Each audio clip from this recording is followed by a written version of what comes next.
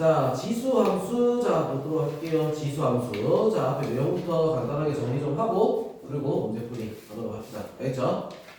자, 지수함수라고 하면 우리가 어떻게 된다? y는, 일단 기본적으로 y는 a의 x제곱. 자, 이게 지수함수였어. 그지? 맞죠? 자, 그리고 지수함수에서는 중요한 건 a의 범위가 중요한 거야. a가 0보다 크고 1보다 작을 때. 그리고 a가 1보다 클 때. 자, 이렇게 우리 두 가지로 나눴잖아. 그지? 맞죠? 자, 이렇게 두 가지로 나눴는데 a가 0보다 크고 1보다 작을 때는 어떻게 돼?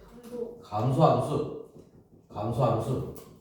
자, 얘는 증가함수. 자, 이렇게 얘기했죠. 증가함수. 자, 이렇게 되면서 우리 그래프 모양을 보면, 자, 감소함수. 얘는 어떻게 돼? 모양이? 아, 이거 아니지. 반대로 해야지. 그지? 자, 반대로 감소함수니까 어떻게 된다? 자, 이렇게 내려오는 이런 모양이죠. 그지? 자, 그 다음에 증가함수니까 얘는 어떻게 돼? 이렇게 올라가는 이런 모양이야. 자, 두 함수의 공통적인 특징이 있잖아. 뭐야? 0,1 지나간다. 0,1을 무조건 지나가지. 그지? 맞죠? 자, 이건 우리가 알고 있어야지. 0,1을 지나간다. 자, 이게 그리고 뭐가 된다? 기준이 되는 거였어. 맞죠? 기준. 자, 그리고 x는 실수 전체인데 y는 어떻게 돼?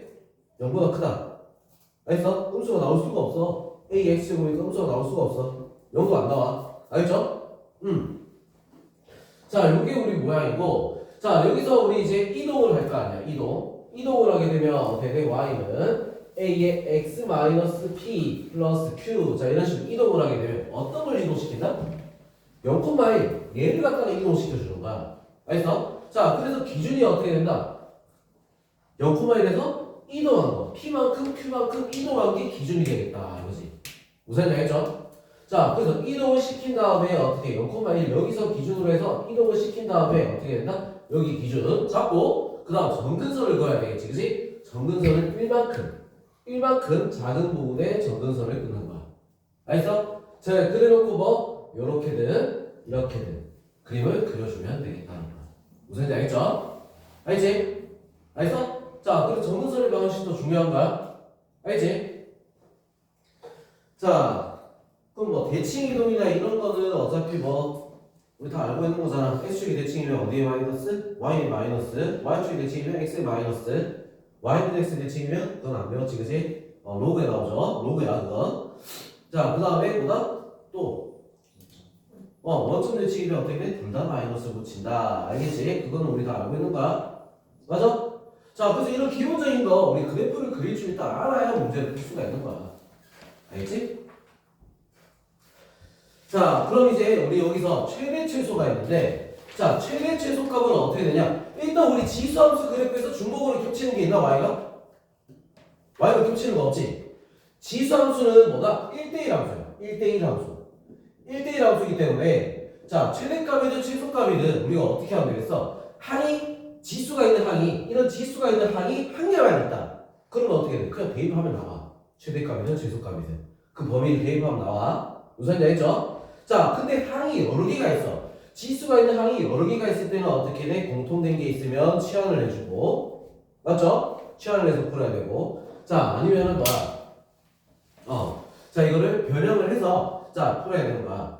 자, 그래서 우리 하나만 있을 때 그때는 뭐 제일 쉬운 문제야. 그냥 갖다 집어넣기만 하면 끝나. 그냥 최대값, 최소값 그냥 나와. 알겠죠? 자, 대신에 뭐 치환을 했을 때 그때가 어떻게 되겠어? 좀 까다롭겠지, 그지? 자, t로 치환을 하게 되면 어떻게 돼? t의 범위를 찾고 그 다음에 찾아야 되는 거야. 알겠죠? 자, 그거는 이제 뒤에 문제에서 보면서 다시 한번 얘기하자고. 알겠지?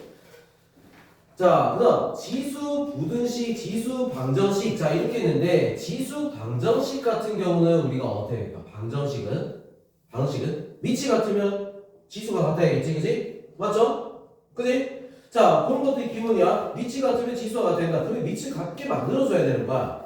무슨 말인지 알겠어? 자, 그 다음에 또 반복되고 있으면 또 어떻게 해야 돼? 치환해야 되는 거. 똑같은 게 반복되면 무조건 치환이야. 무슨 말인지 알겠죠? 그건 뭐 당연한 거고. 자, 지수가 만약 똑같다. 그러면 뭐가 되겠어? 지수가 같으면 위치 같아지거나 아니면 지수가 뭐가 돼야 돼? 위치 달라. 근데 지수는 똑같대. 그러면 어떻게 돼야 돼? 지수가 0이 되면 똑같겠지 무조건. 맞죠? 자, 그런 식으로 우리가 생각을 해줘야 된다. 자, 부등식 같은 경우도 방정식이랑 똑같아. 방정식에서 등호 빼고 뭐야? 부등호가 들어갔다. 이렇게 생각하면 되는 거야. 알죠? 자, 근데 방정식에서 있는 거랑 부등식에 있는 거랑 차이점은 뭐다? 범위. 부등식에서는 범위가 중요하다는 거야. 무슨 말이야? 범위. 자, 감소함수면 어떻게 돼 있어? 부등호의 범위가 바뀌는 거야. 알죠? 부등호가 반대로 바뀌어. A가 1보다 클 때는 어떻게 돼? 부등호는 그대로. 요거일 때 부등호 반대.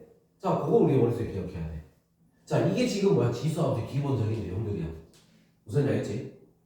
자, 일단 우리 요거를 대충 간략하게 머릿속에 기억을 해놓고 있어야 문제를 풀 수가 있는 거지. 아, 그러면서 어떻게 유형을 정리해서 문제를 풀어야 돼. 무슨 말이죠?